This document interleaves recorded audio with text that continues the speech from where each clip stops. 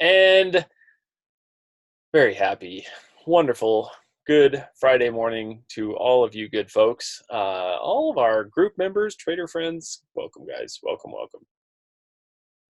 Yeah, and as we're talking about the weather here a little bit, Bob, that's my favorite thing right there. You said 111, still hot even though it's dry heat. I always love when people say, "Oh, it's dry heat. It's not too bad." Arizona, it's dry heat. I don't care if it's dry or humid. 110 degrees is painful in any circumstances. Humid 110 is obviously pretty unbearable, but that's pretty rough any way you look at it. Okay, guys, so some stuff to discuss. I'm reminded that August is my least favorite time of the year to trade, and it's just been. We had one kind of blip of volatility this August, and that was kind of right at the beginning of the month with interest rates and more China drama, and then August has just been. As I saw this great headline in one of the financial sites I look at, this wasn't referring to August. This was referring to something else, but I think this applies to August. August has been a huge nothing burger.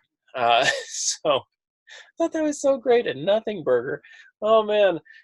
So that's kind of what August has been for us. It's been just a slow month. We've had some pretty darn good months every month, and then August has just been, we had a couple of trades kind of go against us, and then everything has just stopped moving for the most part. Just flatline. There's been some scalps and some short-term stuff to look for in there, but as far as any real actual movement for the month of August, it seems as though it's been pretty. I think a great representation of August is pretty much any of these charts here. If we go back here just a little bit, this has kind of been at least the last several weeks for us, and so yeah, it's been a little slow. It's been a little slow, a little boring. I definitely like looking at these charts and thinking to myself, all right, that means something good hopefully is in the works and coming and so on. But it's been a slow, kind of a slow run.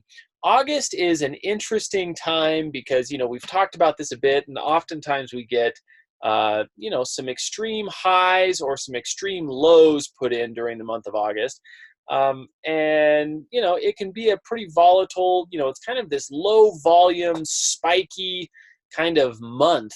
And we've had some good Augusts in the group, and we've had some Augusts where we've done just nothing because there's nothing to do. This has been a little more on the nothing side of August. And this is kind of just, it's pretty common. This is the tail end wrap up of summer. And, there's just not a lot of exciting activity this month. And there hasn't been this month. So we're just kind of waiting and watching and letting things play out. And that's okay. We'll just let it happen, I guess. But hopefully we've got some good things in the works. So I'm excited about it. Going into September, we're kind of getting out of summer, and we see volume and volatility and movement starting to come back into the market, and that's always a good thing. So that's what we want. That's what we're kind of looking at and hoping for here. But it has been a very, very slow month, and it was a great time for me to go on vacation, I guess. And I think a lot of people are on vacation. We've got a few less people in the group this morning in the live webinar, and it's it's kind of everyone getting the last ditch effort to get out of town and prepare yourself for another 9 months of just craziness in life, right? And so anyway, that's kind of what we see happen in August. What we what we expect, what we don't hope for, but sometimes happens. So, yeah, kind of a slow month trading. Kind of a slow month in the trading department. Yeah, Sam, I'm 100% with you. I'm happy for August to be over. I'm not happy for summer to be over, but I'm definitely happy for summer trading to be over. Summer trading always kind of stinks. It's we get some good stuff. First part of summer, but July can be very, very slow. We actually had a really good July. But August has just been again, kind of a nothing month for us. But you can't win them all. So if we got to have a slow month and we get another, we'll probably have 11 great months. And August has been our slowest, most challenging, boring kind of month. And so that's all right. We can handle that. We're all right in that department. Okay, so that's a little bit of what is going on there. We've seen, some news this week. Nothing really has moved the market at all. Powell will be speaking this morning in just about 45 or 50 minutes, give or take here. We'll see how that goes. We've got the whole Jackson Hole gathering going on this weekend. I think it goes into Saturday as well. And so it's been Thursday, Friday, Saturday, and we're kind of looking, again, this isn't a super official, like, things are being announced, but central bankers do talk quite a bit about their stance and what is expected, and we can get some clarity out of the Jackson Hole weekend that happens, every year around this time. And so I'm definitely being very sensitive to that. I remember one year, maybe it was 3 or 4 years ago, I thought, it's end of August, nothing much is going on. And all of a sudden, like the dollar started moving like crazy. It just went nuts. And I thought, what's going on here? And, I'd known about the Jackson Hole deal, but I wasn't really on my radar. I thought, okay, great, they're chatting, they're doing whatever. And we had this massive movement start from, kind of the week or two following Jackson Hole. It was actually, I think it would be equivalent to like next week, right? And we just saw things really crank. And so, I'm always kind of aware and watching and carefully trying to analyze what's going on there. And in case we get any, any really big statements, anything crazy coming out of that can definitely affect a lot of the currencies. So we're aware of that as well. Otherwise, that's kind of what we're looking for in the news department as kind of a, peek into next week. G7 meetings and all of that, probably not going to be super eventful, but you never know. We'll see how it goes. We've got a little bit of news next week. It's not a huge news week, but there's some stuff coming out there.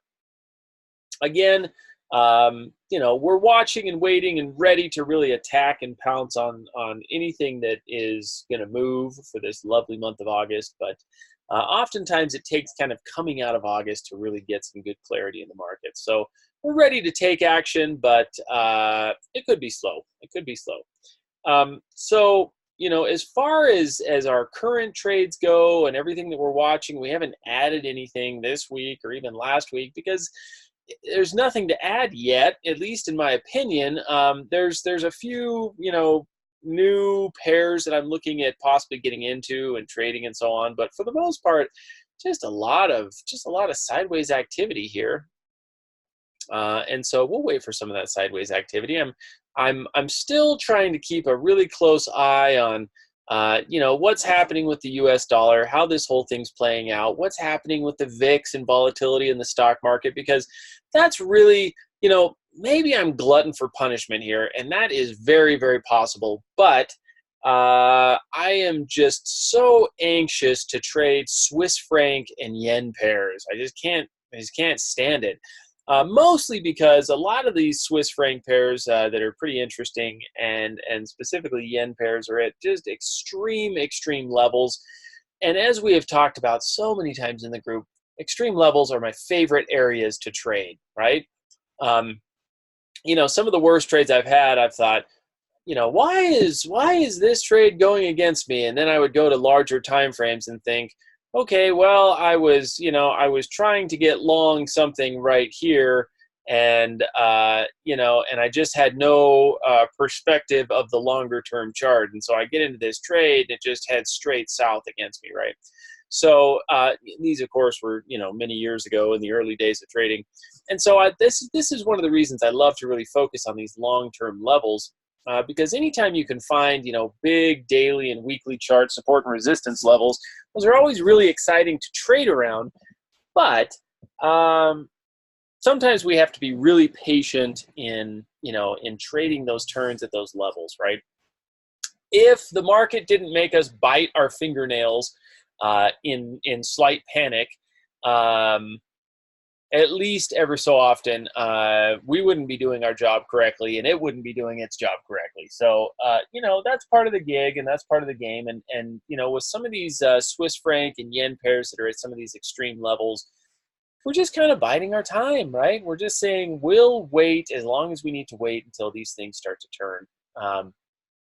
But everything, or not everything, but so many currency pairs are at some really, really extreme levels and really exciting areas to trade. And sometimes, sometimes you got to wait years for these extreme levels to get hit. And we have so many things at so many levels that I'm really excited, but I'm also being really patient about letting some of these trades play out. So, U.S. dollar index is kind of, approaching some nice upper resistance levels. As we look at some of these bigger charts, the dollar index has just been boring city for quite some time now, for creeping up on a year. It just hasn't done much. It's been slowly creeping higher.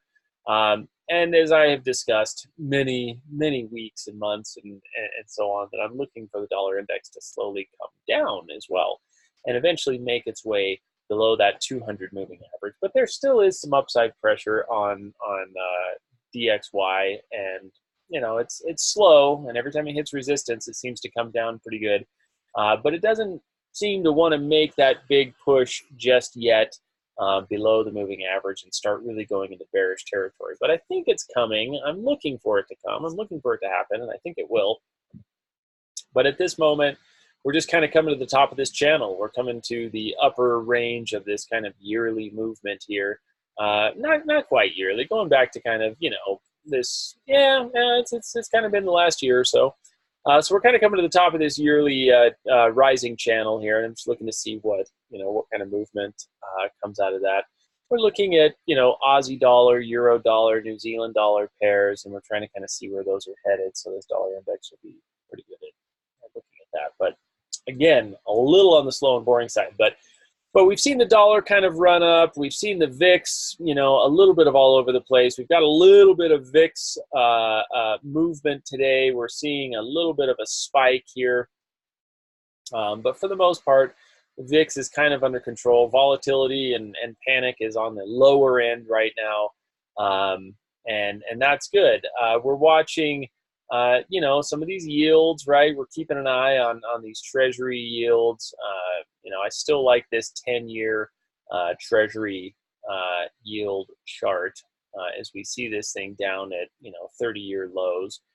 That's pretty significant. And so, it's interesting that if you guys remember, sometimes I like to just piece the markets together here a little bit, right? And remember that everything is intertwined. So stocks and currencies and treasuries and all these markets all pertain to each other, right? And sometimes it's very easy to find the correlation, and sometimes it's not so easy to find the correlation, right? And sometimes it just doesn't make a ton of sense, and sometimes it makes a ton of sense. And so, I just find it kind of interesting to look at some of these details. If you guys remember, if you look at, and we've talked about this a little bit, but you look at SPY, right? And this was, here's our S&P movement here. And remember, everybody or anybody that was watching it, whoops, hold on, let's go back over here. So you remember kind of September, October of last year, right? If we look at any stocks in September, October, we see that we had a pretty big sell-off in the market, right? And so, if you look at, let's just say Amazon, right? And I know you're thinking, are we trading stocks now? No, we're not. But here's something to look at, right? So we've got, Amazon, just for example, nice little double top. This is August, September, and then Amazon starts to have this massive sell-off, right? And you can see this on, pretty much most charts, not all of them, but, 90% of them, right? So September, October, Amazon ends up dropping 35%, right? Amazon loses 35% of its market cap, over a third of its market cap from this October area down here to this December, where we had kind of that extreme sell-off in the stock market. Now, this pertains to currencies a huge amount, right? Because as we see stocks panic and we see stocks drop, then that's when we start to see things happen like the yen will get really strong, and the Swiss franc will get really strong, and the dollar, there's a few more elements to look at on the dollar. It used to be stocks got strong, the dollar got weak. Stocks got weak, the dollar got strong. But there's a few more elements involved, especially as we have some additional outside political events that are kind of, pushing the dollar around a little bit as well. But this was a pretty common chart. We saw this happen. We saw it on Apple. We saw it, Netflix. We saw it, all these big cap stocks, right? That had this 30 to 40% sell-off over about a 2-month period. I mean, that's pretty extreme, right? Your company all of a sudden is worth half as much as it was 2 months ago, or a third less than it was 2 months ago. That's extreme stuff, right?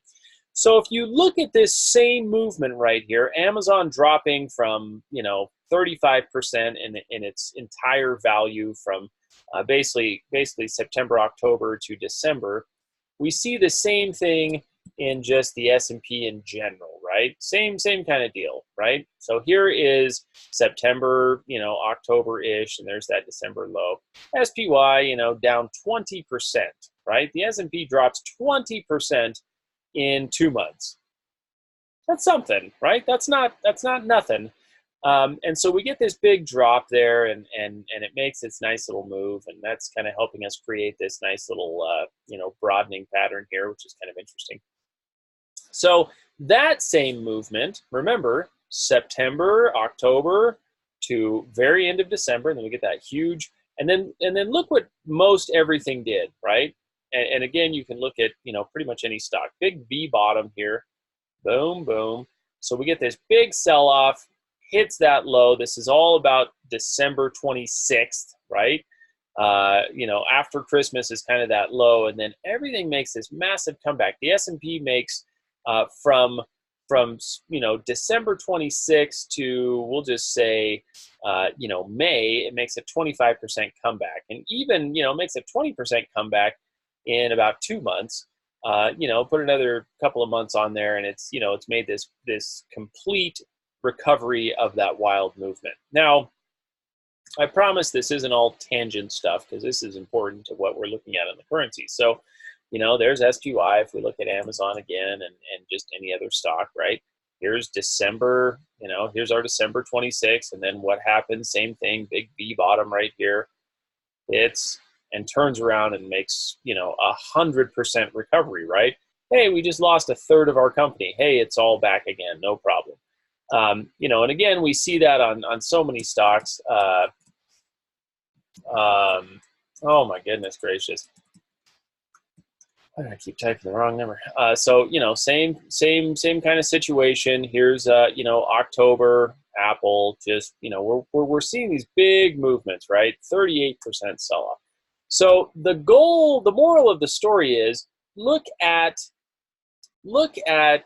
these yields, right? So look at these 10-year Treasury yields. I promise there's a major point to what I'm trying to make here. So 10-year yields made this kind of a movement, right? Here is our September, October highs right there, nice little double top. Same thing as all the stocks, right? And then, market panics, and it makes this big sell-off right here. Here is our December 26, all of that. And the whole entire market recovers like this, right? Makes a big V bottom and recovers. What do yields do? They continue tanking, right? So everything recovered. The S&P recovered. Most individual stocks recovered. The VIX made a big recovery. Remember the VIX over here. Here's our December 26th high. The VIX is just peaked out like crazy, going nuts. Again, big you know, 100% just reversal, everything goes back. But we've got these yields that say, I'm not going for that. I'm not doing it. And this leads me to believe that we're getting a big disparity on a couple of things. Now, this could mean two things, right? Number one, you know, the general investor, the main money in the market is just out of touch, right? That's what it could mean, right? This could be saying, hey, everyone is still putting their money in treasuries. Yields are going down. People are buying up treasuries like crazy. It might just be a ton of foreign money, and I know there's a lot of foreign money coming in, and it's also a lot of domestic investment, right? People are buying treasuries because they're saying, I'm getting scared about the market. I don't know what's going on. I don't know how things are happening. And so we're getting, you know, these yields really tanking like crazy. And while the stock market's recovering, while all these individual stocks are recovering, and we're making that kind of a movement. And so, you know, during most of this last 10-year movement in just the market in general, right? Stocks and everything, we've had this 10-year bull market. And we've had, you know, very limited participation in that major movement. You know, traders in general are saying, oh, there's always a crash coming, and you know, and so the thing that, you know, there's a lot more charts to look at. I won't go on too much of a tangent here, but the thing that I'm looking at here is I'm saying, all right, why such a disparity? Why such a, you know, market recovers, yields don't. So what is that going to mean for us in something like our dollar trades, our yen trades, our Swiss franc trades? How is this going to work? Because if the market's recovering, but we're seeing that yields are not recovering, we're seeing that that this is continuing to drop, and that you know, this is basically a sign that investors are saying, forget this market, I'm buying treasuries and I'm super happy to make literally no interest on it, and here we go. Then that means that either there's something they're seeing that we're not, and that the rest of the market's not, that maybe the whole entire market is wrong about what's happening here. Or everybody is kind of in panic mode, and oftentimes we see this kind of a thing happen, and when panic sets in, there's nowhere for stocks to go but straight up. And if stocks are going to go straight up, then we should see things like the yen get really soft and weak, and the Swiss franc get really soft and weak. And so that's going to give us a lot of great opportunities to trade pairs like for example, the Euro Swiss, right? We've got the Euro Swiss sitting down here at some pretty interesting, you know, support levels. We've got some good support over here in the 108, some good supports in the 106s. If stocks are making this big recovery and everybody is totally not on board with this, right? By everybody, I mean the market in general, then this could make, you know, a pretty incredible rally, and we could see a fantastic movement here that nobody else is going to be ready for or watching for. And that's what we want, right? We want to be a step ahead of the market and say, look, when all of these surrounding things are happening, we want to be on the right side of things, and we want to be on this movement that nobody else is in. One of the biggest advantages of being in those movements that nobody else is in is that obviously it gives us bragging rights, and we can point our fingers at people that you know, missed it. Okay, no, that's not it. But when we're in these very thin movements, they move very quickly, right? And we can get massive profits in kind of short amounts of time. So we get, you know, a run up that you know, is just barely making everybody's radar by the time we're already 300 or 400 or 500 pips of profit. So that's kind of how we want to be positioning ourselves. And that's why I had this big stock discussion, because I'm very interested in trading the Euro Swiss. I'm very interested in adding to our positions here on this Aussie Swiss that has, you know, that's been holding its area pretty well and doing pretty well here. Really excited about trading this, but we've got to get the stock market really on board with some momentum. And that's where I'm just kind of watching things. I'm saying, okay, yields are what they are, and that's, either, once again, either that's the smart money saying we're we're missing the big painful recession that's coming and happening, or that is the typical fear of everybody that, okay, this is the top, when it's not the top. Everybody has been thinking we're at the top constantly, and we're possibly not at the top, stock market related speaking. And so if the stock market's going to continue to crank, we're going to have some very wonderful, very excellent opportunities to trade these Swiss franc and these yen pairs. Aussie Swiss that we're in is sitting at, all-time lows. Is that an area that we want to be trading this? Heck yes, it is, in a major way. But we've got to keep an eye on some of these other things that are telling us, okay, VIX is pushing a little bit. It's a little bit up there. Yields. What are yields doing? What are treasuries doing? I'm looking at I'm always trying to keep an eye on TLT here, which is our 20-year treasury ETF. Again, totally topped out over here, sitting at these all-time highs of the ETF. And I look at that and I think that's got to be coming down. We've got to get those yields starting to turn around, and that should cause the U.S. stock market in general to go straight up, which again would give us that great opportunity on all those Swiss franc and yen pairs. Okay, what do you guys think? Does that seem totally irrelevant to what we're doing, or does that make sense? Are you guys following me on how that all pieces together a little bit? Any questions, any thoughts, any comments on that? I think I spoke so fast for so long that I need to open a window and get some extra oxygen in here. But and I know we've talked about this a little bit, but I'm just, I'm bringing it up again because I want to really emphasize that this is what we're waiting for, right? This is what I'm looking for. Again,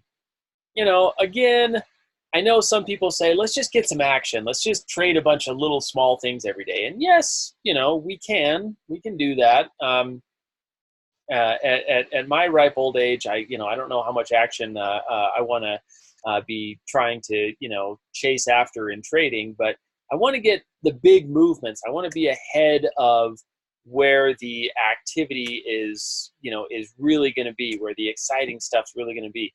You know how awesome it is to be in 3 or 4 or 5 trades that are 3 and 4 and 500 pips in profit and running like crazy, and everybody is scrambling to jump in on that movement, and we're saying, man, we saw this movement 3, 4, 5 months ahead, and we're in it. We've been in it, and we're going to stay in it. That's the place we want to be, right? We don't want to be chasing after this movement. We want to be already in it, just waiting for it to do what we know that it should do. So that is kind of the look there. That's kind of the look.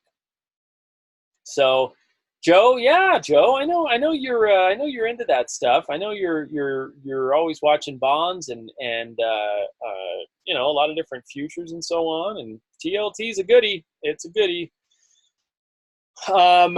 So good. Okay, guys, and hopefully that makes sense. If you guys have any questions about any of this, please don't hesitate. I'm happy to explain any additional factors here. But yeah, good, James. Thanks. It's when it comes down to it, guys. The reason we're looking at this is because we're saying, all right, when it comes right down to it, it's still always a good idea to be doing this, right? Aussie Swiss, all-time lows. Let's just buy it, right? When it comes right back down to it, let's buy the Aussie Swiss at these big-time lows. Let's just do it, right? It's that simple. We've got a bunch of big targets up above. We've got, a big double bottom for the last several years. Let's just buy it, right? And so you could say, well, let's skip all this treasury talk and all this talk about the yields and the VIX and the stock market and so on. But the issue is, it's important to know a few of the driving factors, right? This will help us be less blindsided by, some of these big movements that can happen. If we know what's happening in the big picture, then that can, really position us better for taking advantage of these major levels. So it's good to know why the markets do what they do. It's good to know the drivers of all of this stuff here. Okay, so now that we know all that, and now that we know that we're kind of just, waiting. And again, I am such a huge fan of the 10-year yield chart here. I just think this is going to be so important as we are at 2012 and 2016 and now 2019 lows. This chart is just, I'm just looking at this saying, come on, baby, are yields going to recover? And if so, that's going to give us one swear word of a trading opportunity off those levels. So that's what I'm really, really super interested in. And I think there's a pretty unique opportunity here, but it's going to come with, it's going to come with a little bit of grit, a little bit of, digging in and really, searching our inner soul about what's happening. Trading is such a mirror of life, right? Trading really pushes us down the road of testing the limits, right? Of testing our own personal limits. The reason, remember, that most traders fail is they say, well, it's just me, whatever. This is my money. This is play money. I've got a really good job. I'm happy to throw this money away and give it away to somebody else. Of course, I see people walk down the road and pick up a quarter, right? But then when it comes to trading, I can lose $10,000 on this trade. I don't give a care about that. And that's terrible, right? We want to think about, this is all real money, and these are all real rules and real correlations that we need to talk about to keep us on the right side of trading, to keep us successful. As we look at our trading history here and we say, okay, we have had very minimal losses, and we've had lots and lots of great successes here. And great successes do not come without some pain, right? This is part of the process, and it's supposed to be that trading is, trading profitably is surprisingly easy and no problem, and that's when you know that you're in the flow. That's a lie. Trading profitably is hard and it's painful, and you have to do a lot of things that you don't want to do, and you have to really go against your instinct a lot of the time, right? So I'm kind of on this intuition kind of situation. You think you're doing something right, you're probably not, because trading will make you sweat, and and that's a bit of what we have seen this month, but there's answers to it, and there are big picture items here that we're looking at that we're saying, okay, I'm not just going on pure assumptions here. I'm not just going on total opinion. There are charts that are majorly backing up what we're trying to do. Okay. I just tripped and fell off my soapbox, so that's all I've got. But that's kind of what we're going after, guys. I'm not just putting this out there. I'm definitely trying to back everything up with as much evidence as possible from these correlating charts. Exactly, Bob. Exactly. If it were so easy, everybody would do it. And if trading profitably were so easy, then it would be no problem. I would have no purpose in having any kind of a trade group, because nobody would want to come to it, because they'd say, why am I going to pay you to make good trades when I can already make my own good trades? And a lot of people are making great trades, but it's very difficult. It's very, very challenging to to kind of stay on the right track of all this stuff. But it's very possible if we know what to look at and kind of how to manage ourselves. Okay, so that is where these charts are why I am looking so heavily at these yen and these Swiss franc pairs. And this is I think this is the trade of the year in my humblest opinion. But it's turning around a freight train, right? And that's going to be a little bit of a bit of work, and it's going to require some patience, and it's going to require some sitting in and watching this stuff and kind of seeing how it goes. Having to dig deep with Aussie Swiss goes like, yeah, well, it's not it may not be lack of discipline, James. It might just be that a lot of people, I hear people say, oh, I don't like to sit in a trade that's in drawdown. Well, That's kind of sometimes what we have to do on these trades. We have to sit in them. A trade can be in drawdown for a month or 2 months, and it can get back to break even and pay us massive profits in a week, right? We don't ever know when the markets are going to be right at the bottom and right at the top and so on. And so, yeah, we have to just get these positions, hold them, be patient. The market doesn't care about us. And that's why trading is kind of this ruthless thing. The market's not going to be sensitive of what we need, right? We're going to have to just say, let's stick to the plan. Let's go with it, and we will, as long as our ideas and our methodologies that we're using are working, then we'll stick with it. But that's another big thing, right? Is too many positions can be bad. I'll tell you guys, I look at people's accounts a lot. People send me screenshots and, members, which I'm happy, and I'm happy for all of you guys to do. I want you guys to do that so that I can see what everybody is doing and looking at and so on. You don't have to, but I'm saying if you'd like to, you're always welcome to. And I'll see people that will have trades like this. We'll have maybe, a position here and a position here, to trade it long, and we've got some drawdown, a little bit of drawdown kind of a thing. And then I'll look at some people's accounts and I'll see a position here and here and here and here and here. And that's great if your positions are really small and you have a big enough account that you can handle that. But you do want to be pretty careful about really kind of diving in like that, because you can get yourself into some pretty big trouble pretty quickly. I've had a few people send me some screenshots saying, I got in too big and I got in too many times. And I said, okay, well, we don't want to do that. And they said, well, the trade calls have been so good and things haven't really been going against us that much. So I thought, hey, this is how it's always going to be. And I say, well, it's not how it's always going to be. And, maybe 80 or 90% of the time our trades are going to barely go against us. And we can be a little more aggressive and we can be a little more intense on that.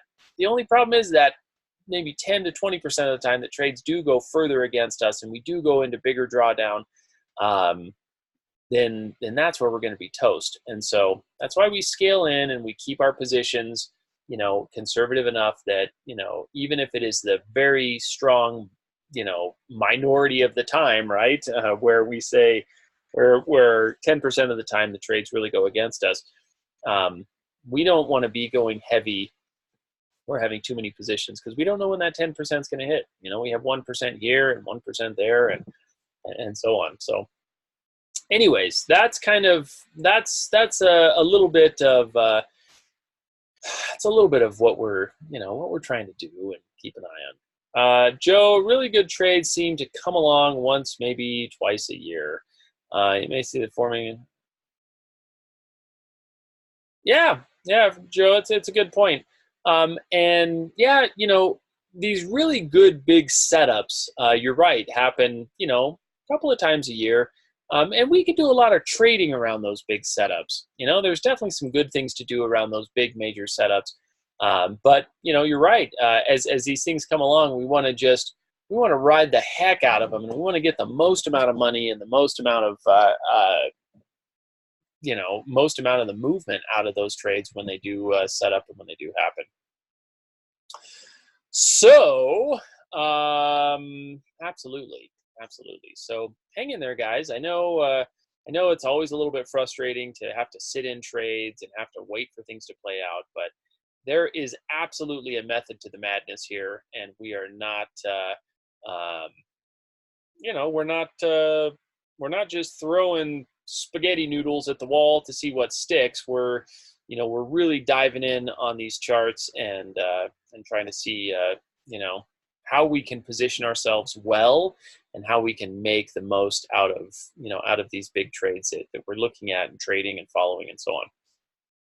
The Australian dollar has been kind of plaguing me a bit because I'm thinking, okay, I don't want to have analysis bias here where I'm saying, okay, here's Aussie yen and Aussie Swiss and Aussie CAD and Aussie New Zealand and Aussie dollar, and they all look so good. I gotta trade them, and then the Aussie continues lower. it's possible. It could happen, but I really want to see this Aussie dollar turn a bit of a corner, right? And that's why, I'm looking at Aussie CAD, I'm looking at Aussie Swiss, I'm looking at all these trades and saying, okay, let's let it turn a corner a little bit more before we add, before we put additional, Aussie trades on. But I think, if we can kind of get past some of the panic from Australia and any relationships it's going to have with China and all of this trade craziness, then, not to mention the central banks, Australia and New Zealand are trying to cut interest rates down to zero as quick as possible. But it still remains that, when we're looking at things that have had, here's the Australian yen, for example, here are some big highs back here in, July and September and December of 2017. And we've seen the Aussie yen just pretty much, doing this, right? For January 2018 to middle of 2019. Now we're a year and a half into a move from basically this 90 level. We're down 2,000 pips, and it's been going down for a year and a half. If we take it in the simplest form of trading, that is possibly and probably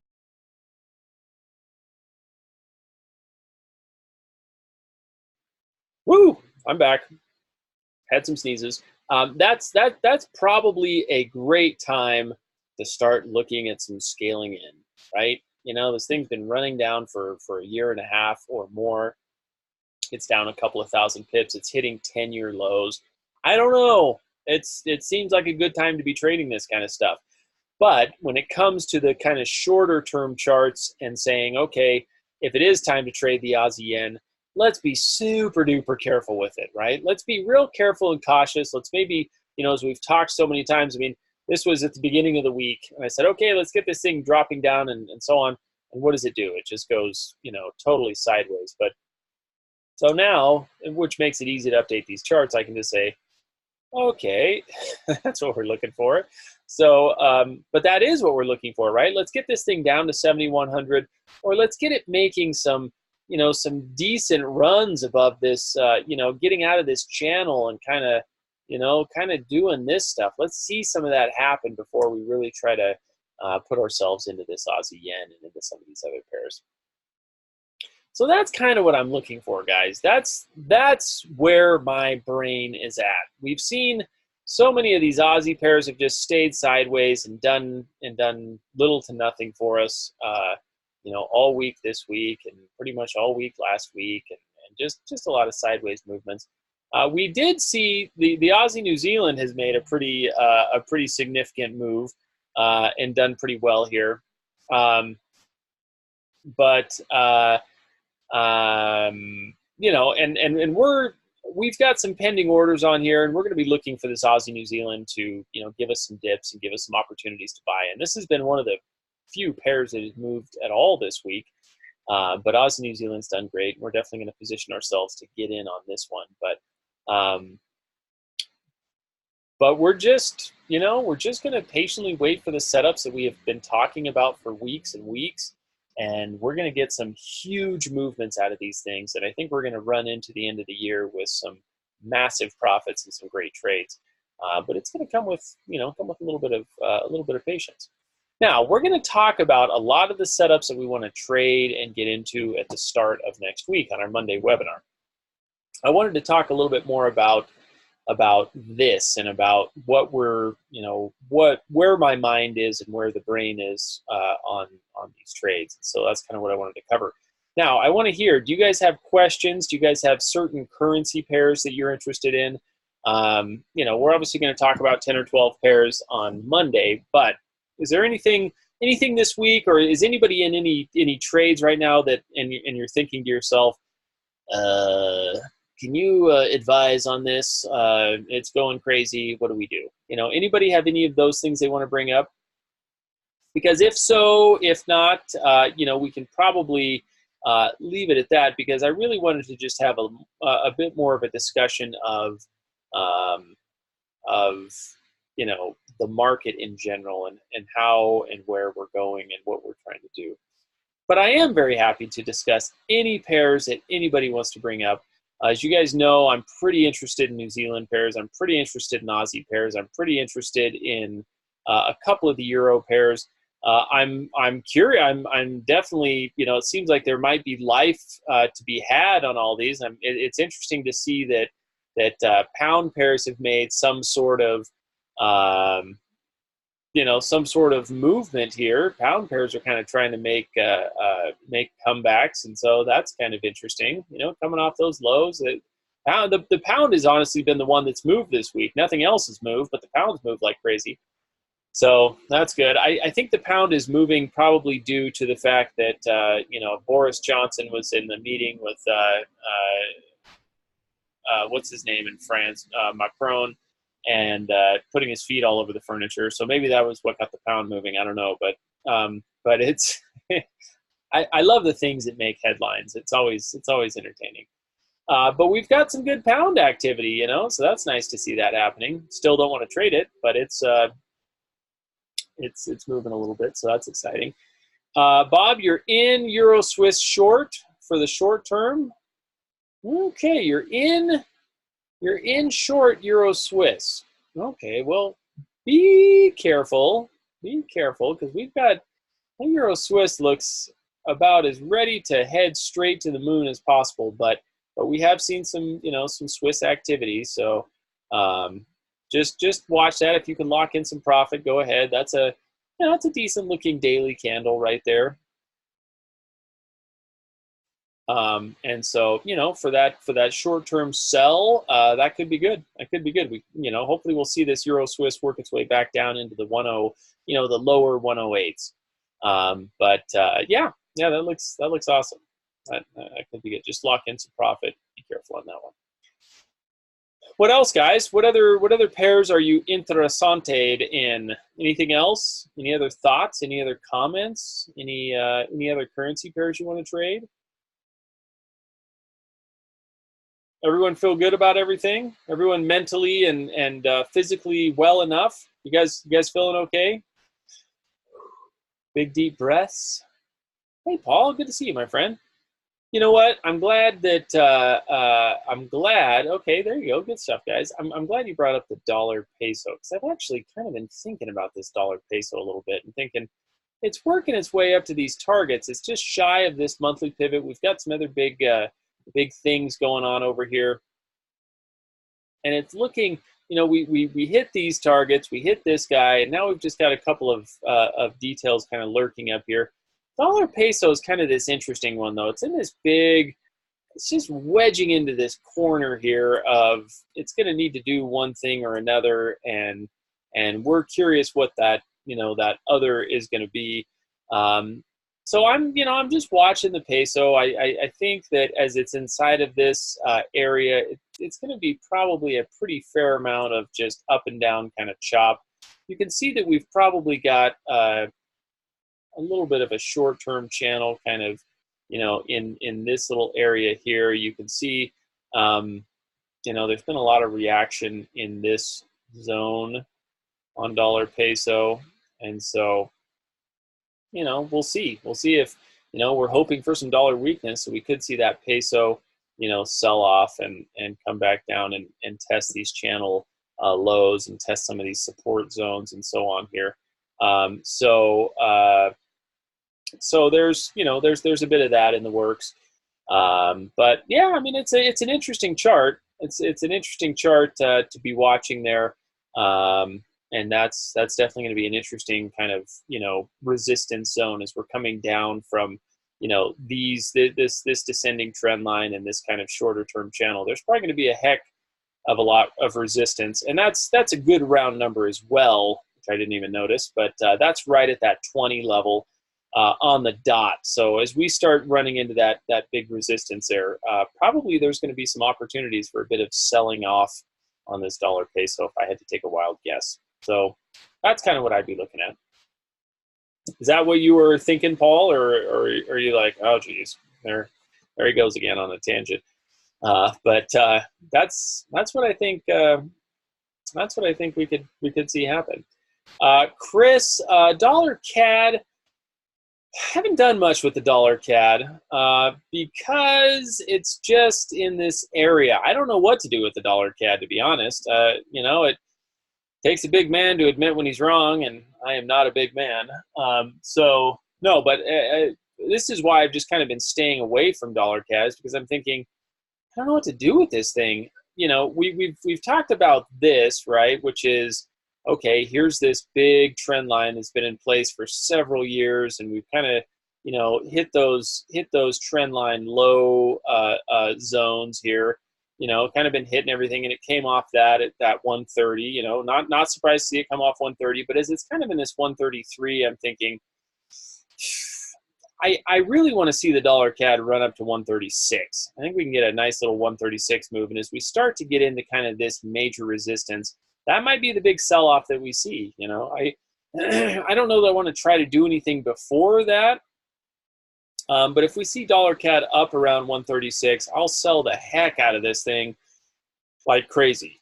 But before then, I don't really see anything that there's some resistance there. That's pretty good. And there's some, there's some trend lines that we can kind of work with, but it's still, just as it's constantly between levels and just not really doing a lot for us. So I don't know. I don't know what to do with it, except for sit and watch and wait.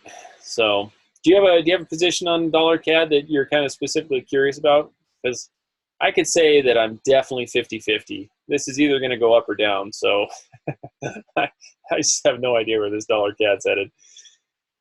But could be some good opportunities there. Dollar CAD will be interesting with oil, right? And I think oil is starting to give us, if I had to say, I would say oil is headed south big time.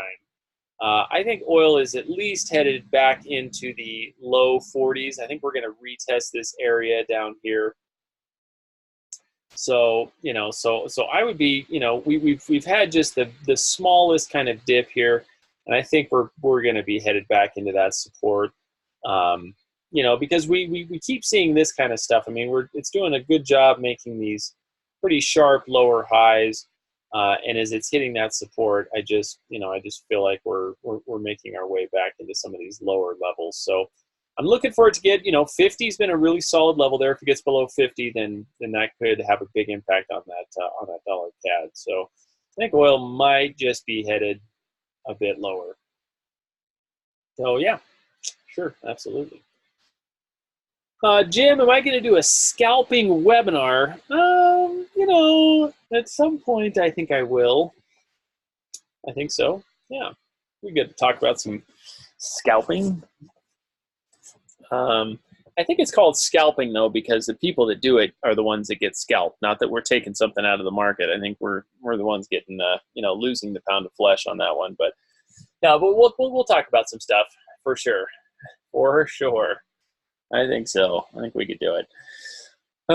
So anyway, okay. What else, guys? Anything else? Any final thoughts, questions, comments, anything? What do you guys think there? Everyone up to speed and feeling okay about all these crazy details? There's some good things working, and I'm feeling pretty happy about just staying the course and being ready for the movement here.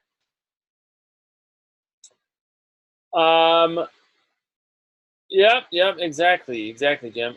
Chris, I do watch it. The Singapore dollar, what is it? USD. Yeah. So, this goes along with some of these exotics, where it can be a little bit wild and crazy, but yeah, I mean, there's a lot of really, really exotic kind of pairs that I don't like to look at. The Singapore dollar is actually kind of interesting. The South African rand can be kind of interesting. These things can move quite a bit. The Turkish lira can move a bit. And so I haven't been watching this actively, recently, but I have traded the Singapore dollar, and it can move. It can definitely move.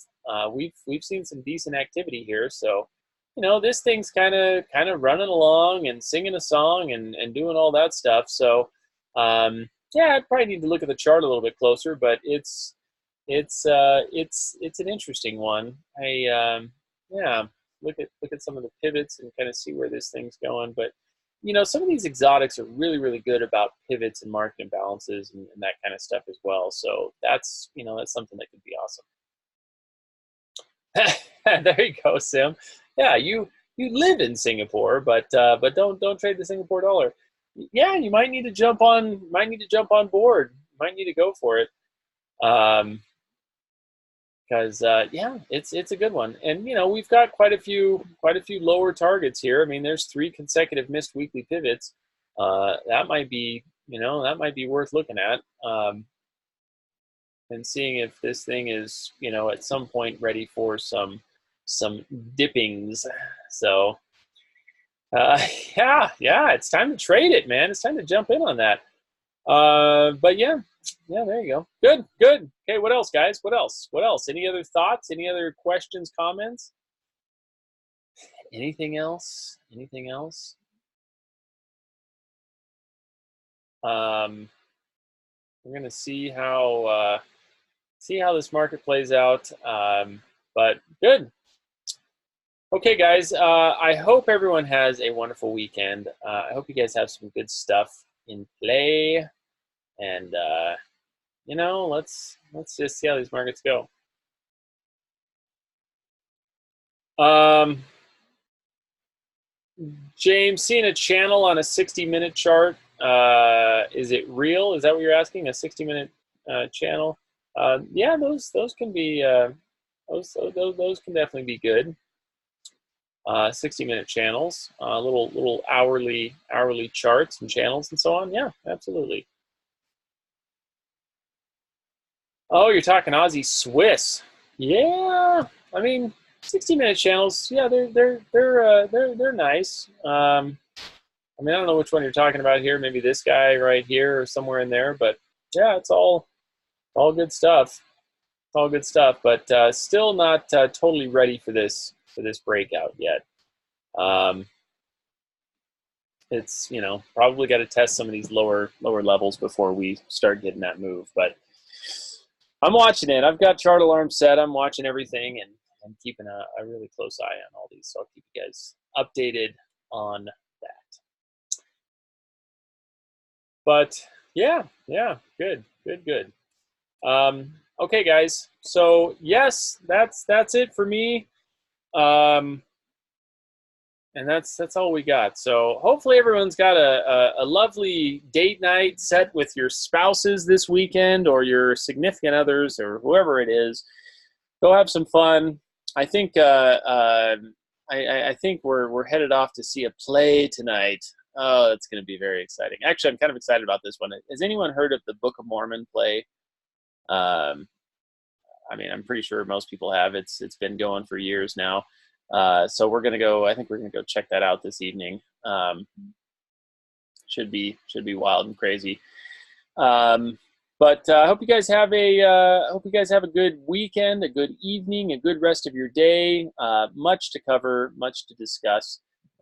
Happy to be with you guys. Good to see everyone, and take care, guys. We'll see you all on a lovely Monday morning when we come back after the weekend.